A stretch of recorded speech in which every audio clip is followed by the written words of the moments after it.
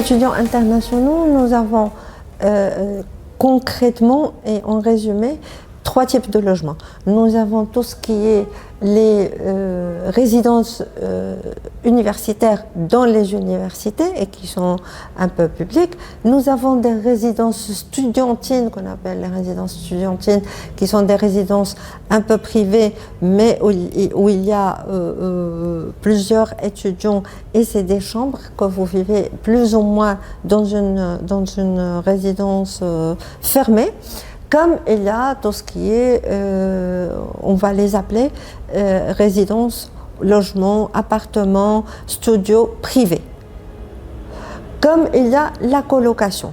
Dans ces appartements, dans ces studios, dans ces lofts, vous pouvez avoir un colocataire ou deux en fonction de l'espace que vous avez à partager.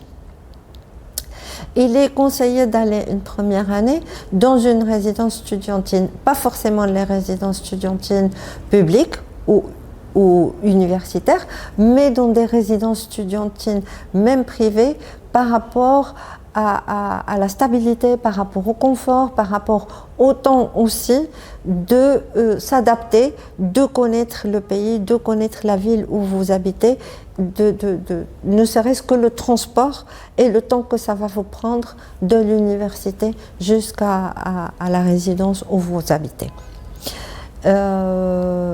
Ces résidences et le coût peuvent changer en fonction des pays et même en fonction des villes. Et il faut dire que les prix, comme d'ailleurs ici au Maroc, varient énormément, non seulement d'un pays à un autre, mais aussi d'une ville à une autre. Une ville comme la capitale, comme Paris, ou comme Barcelone, Madrid, vous allez trouver un minimum de loyer de 400 € en moyenne pour une résidence où vous n'avez qu'une chambre, à la limite sans même pas avoir une salle de bain propre à la chambre. Et pour un appartement, ça peut commencer à 700-800 € et aller jusqu'à 1200-1500 € et plus.